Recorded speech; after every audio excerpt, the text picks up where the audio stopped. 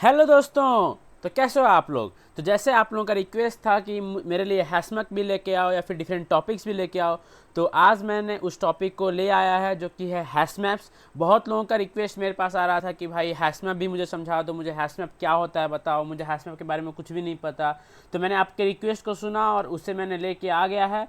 बस आप मेरे साथ बने रहिए क्योंकि हम हैशमैप को पूरे डिटेल में समझेंगे, पूरे स्क्रैच से समझेंगे। हम खुद का हैशमैप बनाएंगे और हैशमैप कैसे इंप्लीमेंट होता है, हैशमैप क्या होता है, हम पूरे चीज़ को डिस्कस करेंगे। तो बस बने रहिए मेरे साथ और चलते रहिए। तो आज का हमारा टॉपिक क्या है ना, आज का हमारा टॉपिक है हैशमैप।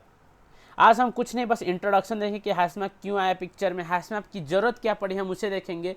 तो हम एक प्रॉब्लम के थ्रू समझते हैं, तो वो क्या है ना। सपोज़ कि मेरे पास एक स्ट्रिंग है, ठीक है ना। सपोज कि स्ट्रिंग है ABCADBCA, ठीक है। ये मेरे पास स्ट्रिंग है। अगर मैं आपको बोलूं कि इस स्ट्रिंग में कितने मतलब कि मैक्सिमम ऑकरिंग कैरेक्टर कौन से हैं, मैक्सिमम ऑकरिंग कैरेक्टर्स कौन से हैं, तो आप क्या बोलोगे। इसमें मैक्सिमम ऑकरिंग कैरेक्टर कौन सा होगा। ए 3 बार आ रहा है, बी 2 बार आ रहा है, सी 2 बार आ रहा है, डी 1 बार आ रहा है। तो मैक्सिमम ऑकरिंग कैरेक्टर क्या होगा ना, ए होगा, है कि नहीं। तो मुझे ए को रिटर्न करना होगा, ठीक है ना। तो हम इसे सॉल्व कैसे करेंगे। पहले तो हमारे दिमाग में जो एक तरीका आता है वो तरीका ये आता है कि इसको हम पहले सबसे पहले सॉर्ट कर देंगे। क्या कर देंगे ना, सॉर्ट कर देंगे।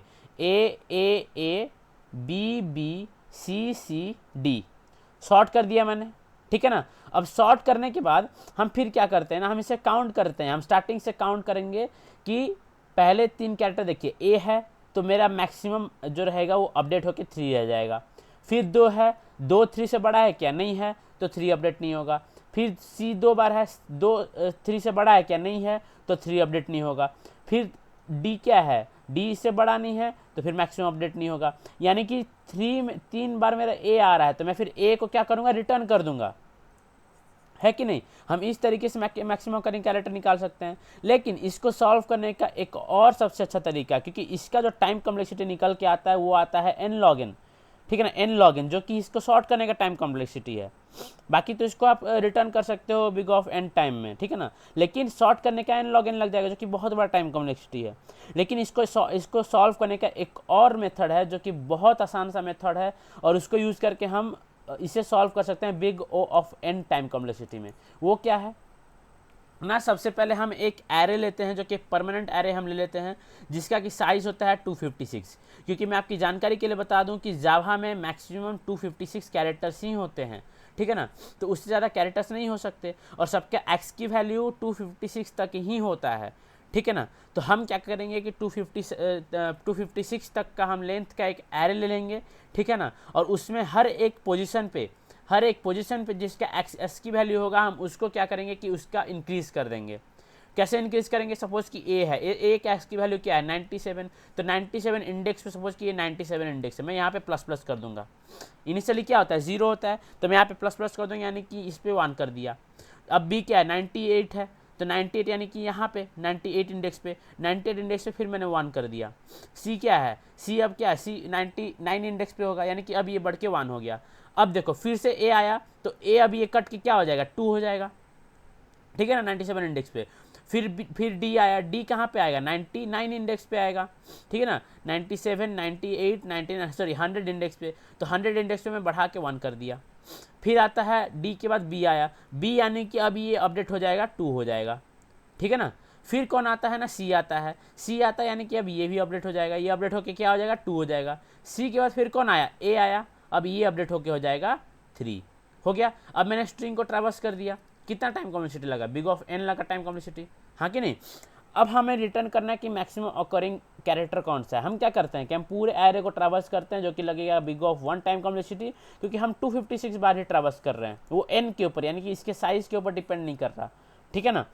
तो इसके बाद फिर इसको हम ट्रैवर्स करेंगे, ट्रैवर्स करने के बाद हम देखेंगे कि जो सबसे बड़ा होगा, यानी कि 3 बड़ा है, तो हम 3 किस कौन से पोजीशन में पड़ा है, 97 पे, तो 97 किसका एस की वैल्यू है, ए का, यानी कि हम ए को रिटर्न कर देंगे। ये सबसे ऑप्टिमल सोल्यूशन है इस चीज़ के लिए।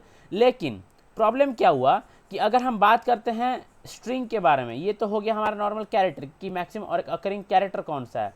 लेकिन अगर हम एक और सिमिलर प्रॉब्लम की बात करें, जो कि है कि मैक्सिमम और एक अकरिंग स्ट्रिंग, सपोज कि मैं बात करूं I am a smart boy, smart boy. अगर मैं ऐसे लिखता हूँ, अब मैं बोलूँ कि स्मार्ट बॉय में सपोज कि मैं एक नया स्ट्रिंग लेता हूँ जिसमें कि मैक्सिमम ऑकरिंग होगा। सपोज कि मैं एक रैंडमली ले रहा हूँ, ठीक है ना। I am a boy with A smart look. I am a smart boy लिख देता हूँ, ठीक है ना। मैं लिखता हूँ I am a smart boy with a smart look, ठीक है ना। अब इसको एक हटा देना। अब देखो इसमें मैक्सिमम ऑकरिंग स्ट्रिंग कौन सा है, मैक्सिमम ऑकरिंग स्ट्रिंग ये स्मार्ट है। हमें स्मार्ट को रिटर्न करना है, लेकिन हम रिटर्न करेंगे कैसे? हम थोड़ी ना, हम ऐसे थोड़ी ना लिखेंगे कि भाई हम इसका कोई इंडेक्स बना देंगे, इसका कोई इंडेक्स, ऐसा तो नहीं होगा। इसका कोई पर्टिकुलर इंडेक्स तो नहीं होता ना किसी भी वर्ड का। तो इसी चीज़ को सॉल्व करने के लिए, इसी पर्टिकुलर प्रॉब्लम को सॉल्व करने के लिए हैशमैप आया, जिसमें कि हम दो चीज़ रखते हैं, एक रखते हैं की रखते हैं, एक रखते हैं वैल्यू। की वैल्यू क्या होता है ना, इसमें जितने भी वर्ड्स होंगे, जैसे कि आई एक वर्ड हो गया, एम एक वर्ड हो गया, ए एक वर्ड हो गया, स्मार्ट एक वर्ड हो गया, बॉय एक वर्ड हो गया, विथ एक वर्ड हो गया, और लुक एक वर्ड हो गया, ठीक है ना। हर एक वर्ड एक की बन जाता है। अब की का हम वैल्यू, हम की वैल्यू कुछ भी रख सकते हैं। की हमारा इंटीजर हो सकता है, स्ट्रिंग हो सकता है, कुछ भी हो सकता है। फिर कोई एक पर्टिकुलर क्लास का नाम भी हो सकता है। वैल्यू भी उस तरीके से कुछ भी हो सकता है, ठीक है ना। लेकिन इस केस में अब हम इसे काउंट करना है मैक्सिमम ऑकरिंग स्ट्रिंग को। तो आई कितने बार आया, एक बार, ये हमारा वैल्यू हो गया।